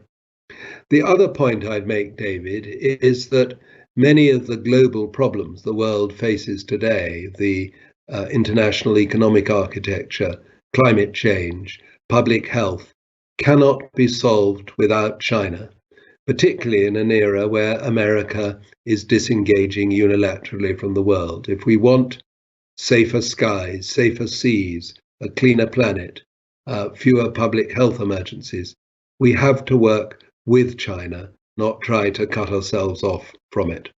Well, Sir Sherard, it's always a privilege to have your expert and unique perspective and analysis. Thank you very much indeed for joining us. A great pleasure, David. Thank you. This year, there are more Chinese brands in the global top 100 than ever before. And if we look at their performance, many have weathered the storm better than their counterparts across the globe. What makes China the giant force that it is today? To really understand China, you must first understand China's history. Working with Cambridge University, I recently completed a series of 4 documentary films that explore the country's history, politics, social change, technological advances, the Belt and Road Initiative, and the growth of Chinese brands. Again, they're all available to watch on the global DIGINAR app.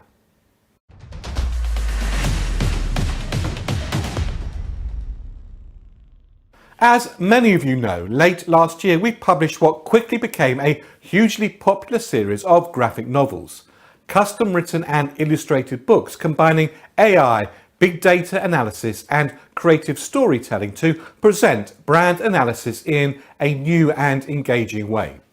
We've had many requests from colleagues right around the world for different language versions of the novel. Well, I'm delighted to announce that our graphic novel characters have all been studying hard in their lockdown isolation and are now multilingual. So, as from today, you can read about your brand in English, Spanish, Portuguese and Chinese. One of the many trends that we're going to see accelerated significantly is direct-to-consumer. Direct-to-consumer is not about having a bigger buy now button on your website. It's a state of mind. We've created a playbook, 6 steps for D2C success, and it covers many different topics from how brands co-create with their customers to collapsing the gaps between strategy and the end experience. I talked to one of the leading playbook contributors, Charlie Wade from VML Y&R. Well, I'm delighted to be joined by Charlie Wade, who's a group director and head of direct-to-consumer at VML Y&R, live from New York. Charlie, now, I suppose it can be characterized to say that for certain people, D2C was a way in which they could go direct to consumers as a channel, and that's about all. But of course, D2C is much bigger than that, isn't it? It's fundamentally a state of mind. Completely. I completely agree with that. What we used to find was that companies were thinking about maybe going D2C, and they either saw it as being an e-com issue, or worse, just being a tech issue. And that's really not the case. It's very much about a culture and about a commitment. And that kind of starts with a customer promise, or at least a central promise. So you see that across a number of different brands. If we take someone like Highbar, which is committed to removing plastic from shampoo, they have a soap-based version. They've taken themselves off Amazon Prime because it's not plastic free. We then look at someone like Sephora, who've developed an amazing loyalty scheme that's very much about inviting the customer in. Or finally, someone like Nike, who did seemingly the unthinkable when they took themselves off Amazon completely to protect their brand. Which pretty much which pretty much shocked the industry. Absolutely right. But what they were saying is that customer commitment, their brand was more important than short-term revenue.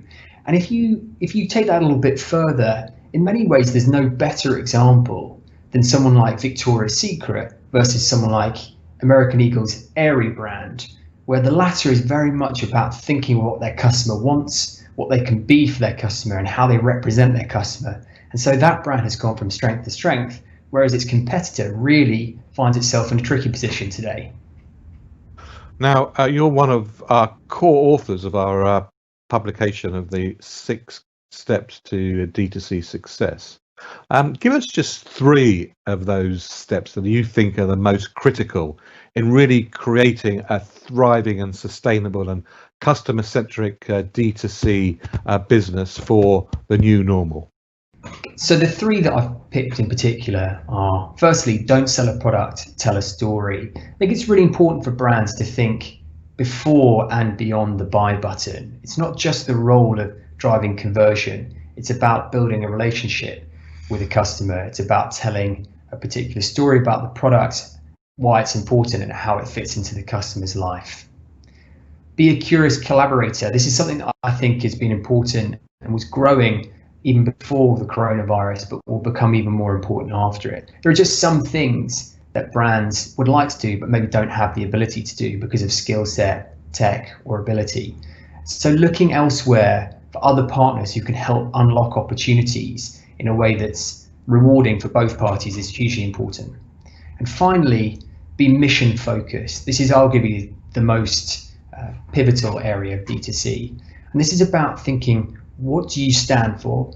What does your brand stand for? But most importantly, what does it mean to the customer? What is the commitment to them? And how does that run through everything from, be it free shipping and returns, all the way through to how you stand up and present yourself to the world?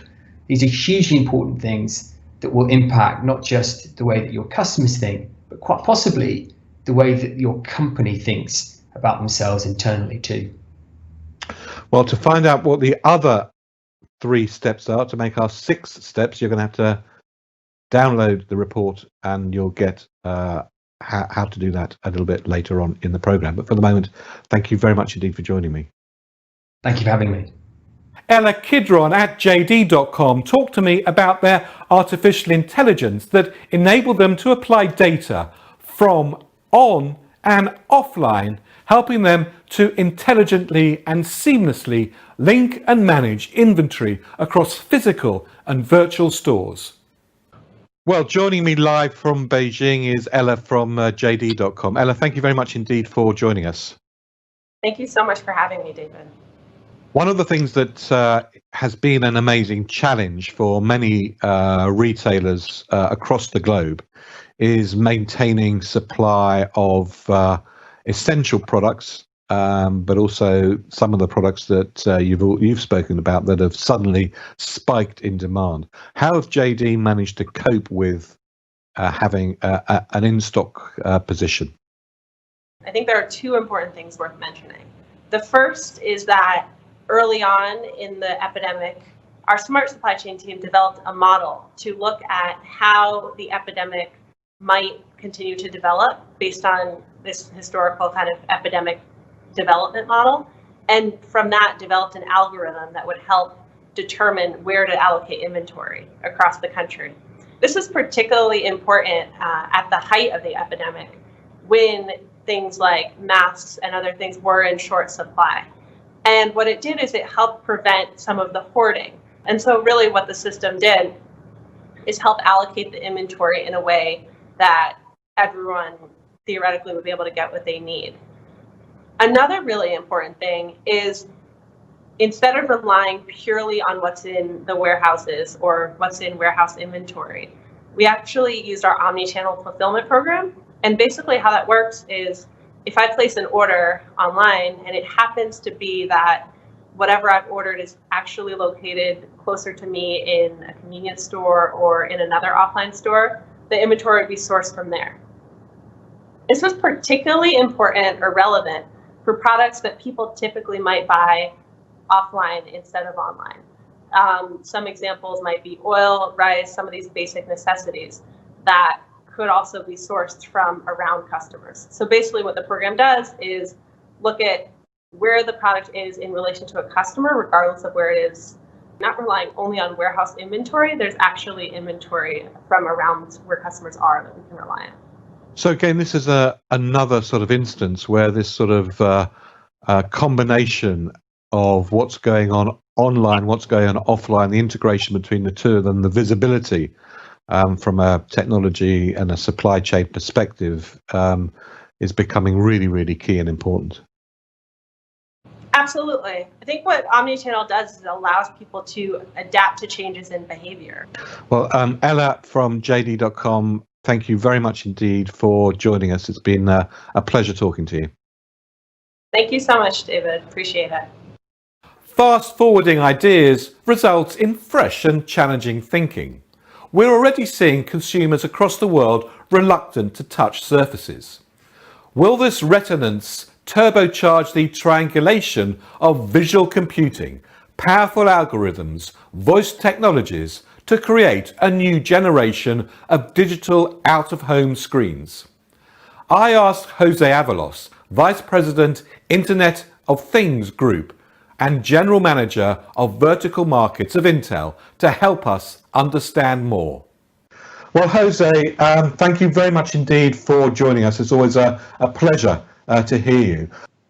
David, thank you for having me. Now, what we're seeing, I think, around the world at the moment is people are really going to put their foot on the accelerator of actually accelerating their own digital transformation within their businesses and the way in which they engage with their customers. So what's Intel doing to help that acceleration happen? David, Intel is investing to drive and accelerate digital transformation across many industries. As you know, from retail to banking, hospitality, restaurants, education, healthcare, transportation, manufacturing, and smart cities, just to mention a few. And with the advent of COVID, what we are seeing is that consumers are becoming aware and endorsing digital transformation. So we're currently seeing an acceleration of technology trends around artificial intelligence, analytics, and virtualization. If we look at, for example, robots today are playing a very big role in the fight against COVID. We see robots that are being utilized to distribute supplies in hospitals to reduce infection rates. We see robots integrating ultraviolet light that can be used to kill bacteria, and those robots are being deployed in transportation venues. We see hospitals and doctors using remote management technology to monitor patients remotely. We at Intel are creating platform technologies that can address new needs for digital experiences, such as contactless kiosks, for example, for banks, airports, and hospitals. And we're using new technologies, technologies such as voice, gesture, seamless payments. In summary, Intel is utilizing technology innovation to drive digital transformation across many industries. Now, what other trends do you see at Intel that is going to manifest themselves in the Internet of Things age? I mean, we've already seen in our rankings for 2020, the first IoT ecosystem brand coming from Hire. But how do you see the other trends within the Internet of Things developing? You know, that's really interesting. That's a really interesting question, David, and I'm glad you asked. As I mentioned, you know, globally, the big trend is that consumers are aware of digital transformation now, and because of COVID, they have totally embraced it. So if you're a company that is in the border of considering digital transportation, you just gotta get on with it. Jose Avalos, Intel, thank you very much indeed for joining us. Thank you, David. Thank you for having me, and thank you for the long collaboration between our companies over the last 10 years. Really appreciate it. Tim Greenhalgh is Chief Creative Officer and Chairman of Fitch, the world's leading brand and retail consultancy. His team at Fitch designed the Personalist store for Singtel in Singapore, which has just opened. No staff at all, and every transaction is driven by digital interaction. I asked Tim if this could be the face of retail in a post-COVID world, and what could we all learn from the Singapore project? Well, I'm delighted to be joined by Tim Greenhalgh, who is the Chief Creative Officer and Chairman of Fitch. Tim, thanks very much indeed. Now, you've just created a really interesting store. Maybe it's the store of this new future that has no staff in it at all. Yeah, that's right. We've been working for the last 8 to 12 months with Singtel. We did their flagship store in Singapore, but as part of that, they asked us to look at a store that was what you might call automated. And it became known as Singtel Unboxed. Its actual form and its shape has the shape of a smartphone. And actually, the whole point of it is, as you quite rightly say, it is unmanned. But one of the things we like to talk about, the fact is, although it's unmanned, it's not unhuman, because actually, you can have lots of human interaction with members of staff through voice over IP, through chat rooms, etc. What it does, Tim, that's an amazing distinction, isn't it? I mean, the concept now of having no humans in the store, but the store being imbued with humanity is a really interesting one for this new world. That's right. I mean, I think that it's almost become incredibly apposite at the moment for something like this to have emerged. And I think the opportunities for it to go even further are fantastic. So there's lots of security devices in there in terms of just making sure that all the products that are on there for demonstration that you can look at or pick up products while you're there. But that can easily be extended to being a way of where you could be monitoring people's temperature, maybe just checking as they are going to be doing around the world in other environments. So you can feel very safe when you're in there. And then the final point being, I need to chat to somebody very quickly about this particular product. Is it available? What are the features and benefits? Well, I can still do that. I can do that. Somebody even says hello to me as I walk into the store. There's a permanent member of staff on screen that says, "Good morning, how are you? How are the kids?" As well as me then going to different units around the perimeter where I can talk to them about my bill, or I can talk to them about an order that I'm waiting to be delivered. So as I say, it is unmanned, but it is still a very human interaction. And I guess, as you just said, with the backdrop of what we have in the world at the moment, who knows? This might be an interesting format for brands to be considering as part of their future development plan. Tim Greenhalgh, thank you very much indeed. It's really good to see you, David. You take care.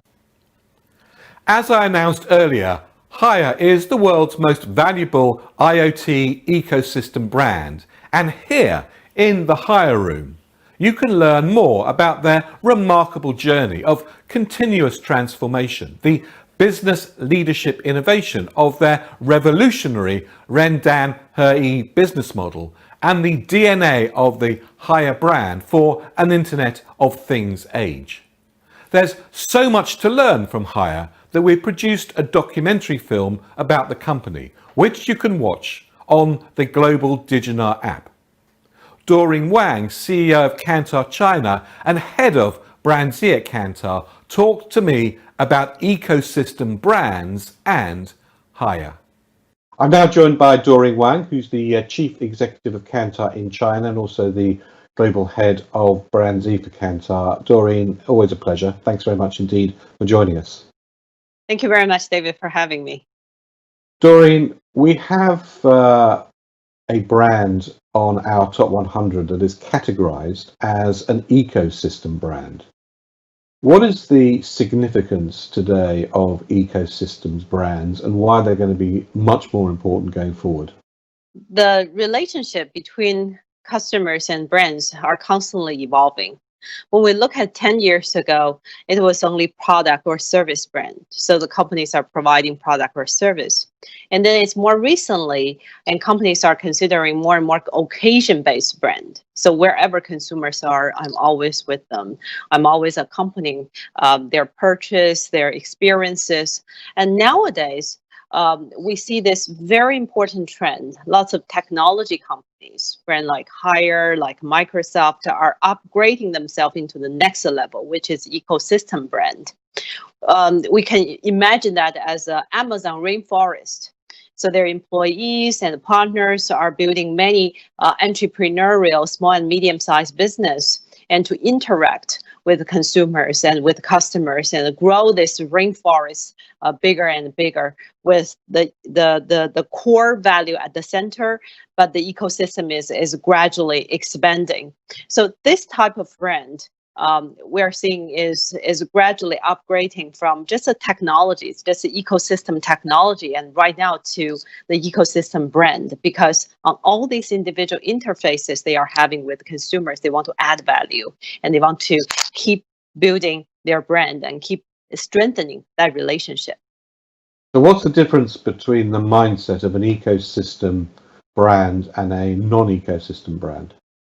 There are three key mindset difference. And number one is the ecosystem must keep adding value and adding value to the customers. And for example, Haier is the home appliance brand, but now it's transforming to the ecosystem, the IoT ecosystem. So thousands of live streamers are sharing their experiences on their app and teach the consumers how to upgrade their devices and make it smarter. And number two is it's not a transactional relationship, but it is a lifelong relationship building with the consumers.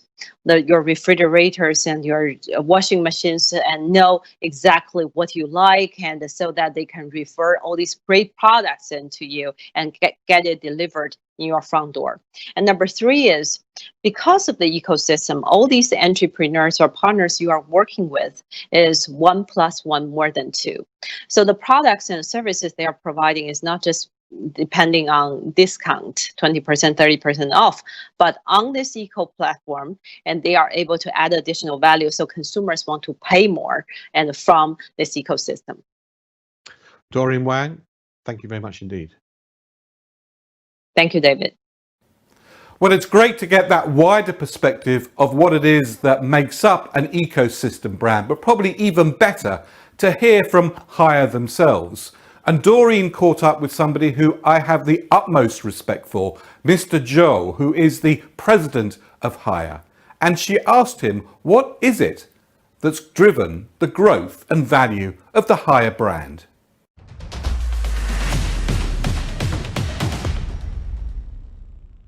Haier的生态不断的成长，有很多生态方来参与到我们这种创造用户体验的体系里边来。然后创建了一种新的生态体系，而且在体系过程中，不仅是传统的合作方实现了转型升级，也是Haier自身实现了逆势的增长，同时呢，还孵化出了很多新的物种，使得我们的生态不断的壮大，生态引力也不断的壮大。这我认为呢，从另外一个角度来讲，支撑了Haier品牌的增长，特别是在生态价值方的增长。尤其是最近的几个月受疫情影响，其实全球的很多的企业大家都面临着全新的挑战。那么周总是怎么看Haier如何在这段时间，尤其是在这种逆势的经济状况下的话，还能够继续努力，还能够持续前进的呢？我想呢，就是新冠肺炎疫情呢，对企业来讲是一个黑天鹅事件。具有呢就是这个偶然性，但对于一个企业管理者来讲的话，就是你的在管理的这个生涯过程中，一定会遇到黑天鹅事件，只不过你不知道它什么时间发生，以什么方式发生而已。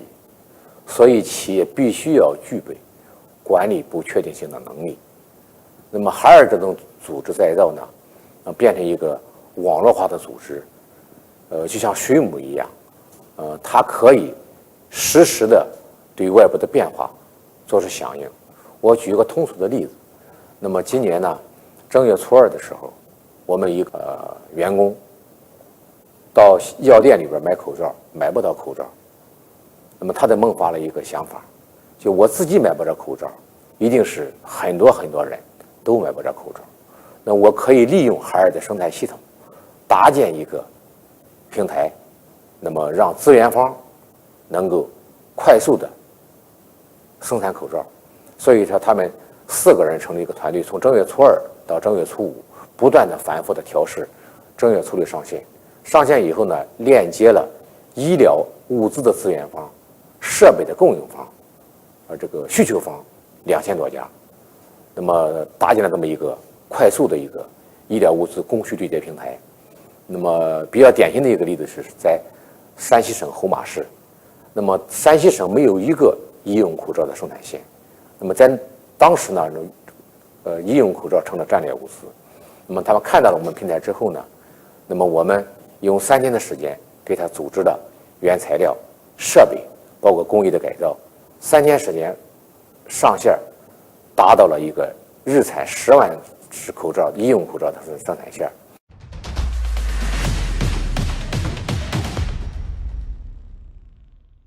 Well, that pretty much wraps it up for today. I hope you've enjoyed our DIGINAR, learned from it and taken away some thoughts and ideas and insights to share with colleagues and clients.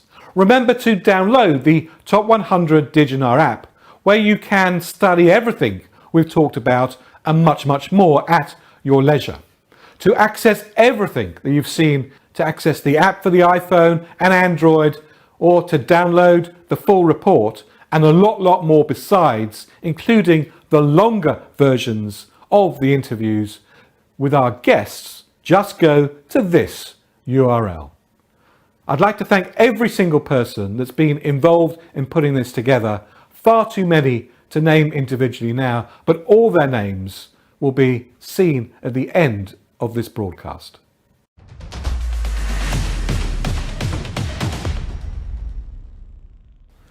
We subtitled this DIGINAR Thoughts on New Days and New Ways for Society, Consumers and Brands. Over the last 120 minutes, we've heard a wide range of views and persuasions from our expert contributors as to how the world might be moving forward in the coming months and years. Many ideas for much food for thought. What we did, essentially shutting down most of our modern world for 2 months, had never been tried before. However well or badly it turns out, we'll look back on the global lockdown with certain wonder. We should learn so much. How intertwined and interconnected the world economy is. How shadowy thin are everyone's profit margins. How dependent we all are on human traffic. Just ask the millions who work in shops, restaurants, hotels, airlines, bars, cafes, cinemas and theatres. How we've built a global economy so reliant on ever-increasing consumption, where high-speed bandwidth is not a need but a basic human right. Because with no connectivity, we're creating another type of poverty, digital bandwidth poverty. But some of the most important things we learned were internal. When we weren't working or caring for our children and elderly relatives, introspection came knocking and settled in. Many of us conducted rough and ready life reviews, thinking about paths not taken, strokes of luck handed out to us. We made longer phone and video calls, talked of love more often and more easily. We cheered and applauded those keeping our hospitals and towns going. We redefined essential and what's truly important to us. We got pared down by our leaders, and now we're paring ourselves down. Look at the front cover of the July issue of American Vogue. No celebrity, no glitz, no high fashion. Just a pure rose. Minimal and beautiful. A symbol of the larger issues in life. Nature, renewal, simplicity. Recently, George Will wrote, "The future has a way of arriving unannounced." Well, it certainly has, and now we're having to recalibrate politically, economically, socially. We have to fast forward our thinking, our behaviours, our strategies to keep up with an unexpected future that's already here. Being human will embrace change and we won't simply adapt to our new circumstances. We'll make unexpected and undreamt of advances because mankind is infinitely resourceful. We're endlessly inventive, daring, experimental, and, when needs must, revolutionary. I believe we all share a huge responsibility in the months and years ahead. We cannot, must not, let our recent collective experience, the tragedy and the hardship that COVID-19 inflicted on us, be for nothing. We owe it to those that cannot tell the tale. It's time to work at providing a better life for all. It's time maybe to live in a world of simpler, plainer values. Deepak Chopra said, all great changes are preceded by chaos. Well, we've certainly had the chaos. Now let's work on the great changes. As it says in the Talmud, if I'm not for myself, then who will be for me? And if I'm only for myself, then what am I? And if not now, when?